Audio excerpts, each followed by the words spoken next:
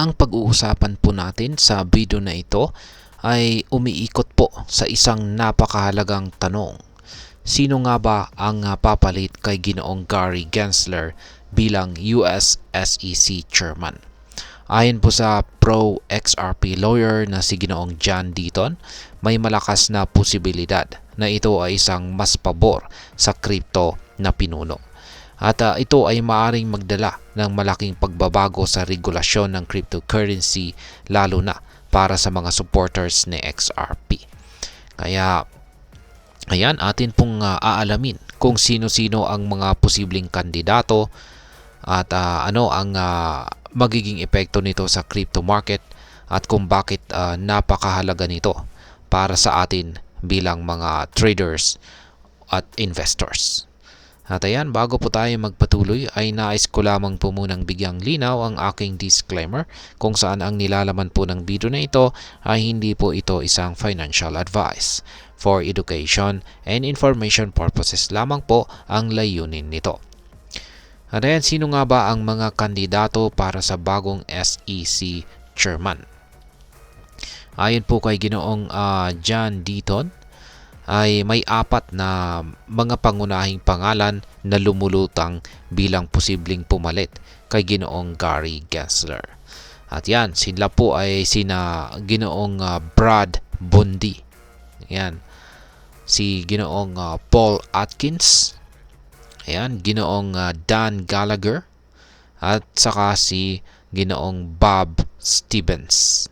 Ayan. Sa mga ito, si Ginoong Brad Bondi ang itinuturing na nangungunang kandidato. Kaya ang tanong ay bakit siya ang nangunguna? Si Ginoong Bondi ay kilala bilang isang crypto-friendly figure na naiintindihan ang decentralized finance or DeFi at ang kahalagahan ng self-custody para sa mga digital assets.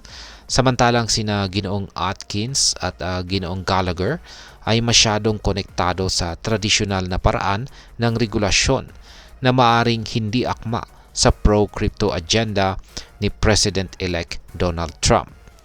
Si Ginoong Stevens naman ay hindi sinusuportahan ng crypto community dahil isa po siya sa mga pumirma sa kontrobersyal na kaso laban kay Ripple. Ngayon ay bakit po mahalaga ang bagong SEC Chairman? Ang SEC Chairman ay may malaking papel sa regulasyon ng crypto market sa US na siyang isa sa pinakamalaking crypto markets sa buong mundo. Sa pamumuno po ni Ginoong Gary Gensler, maraming crypto enthusiasts ang nadismaya dahil sa mahigpit na regulasyon. Kabilang na po ang kaso laban kay Ripple at XRP. Ngunit kung si Ginoong Brad Bondi ang maupo, maaring magbago ang ihip ng hangin. Ayon kay Ginoong Deaton, si Ginoong Bondi ay may kakayahang gawing patas ang regulasyon para sa crypto industry. Possible ring alisin niya ang pagiging bully ng SEC tulad ng sinasabi ng ilang eksperto at gawing mas makatarungan ang mga pulisiya para sa mga crypto companies at investors. Ngayon ay ano po ang posibleng epekto naman nito kay XRP at syempre sa crypto market?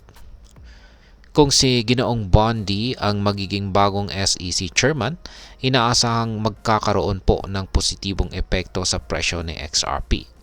Noong nakaraan, nagkaroon po ng 100% na price rally sa XRP dahil sa mga balita tungkol sa pro-crypto administration ni Pangulong Trump.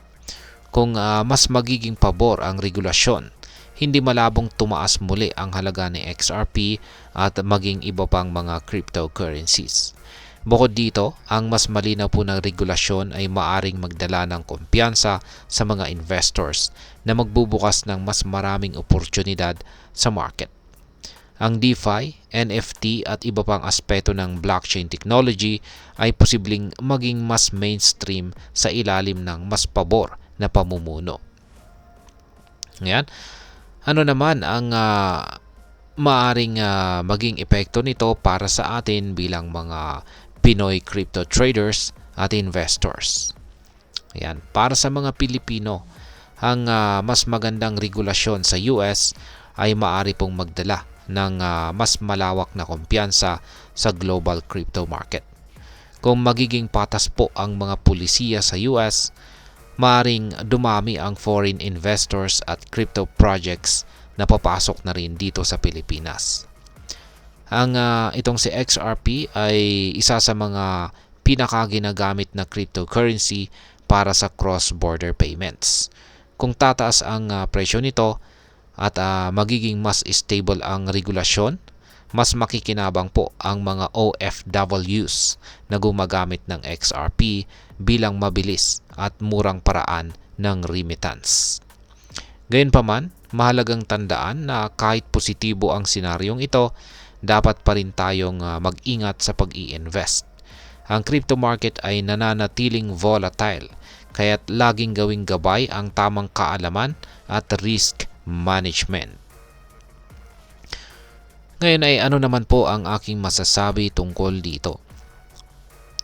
Ang posibilidad na si Ginoong Brad Bondi ang maupo bilang bagong SEC chairman ay isang magandang balita para sa crypto community.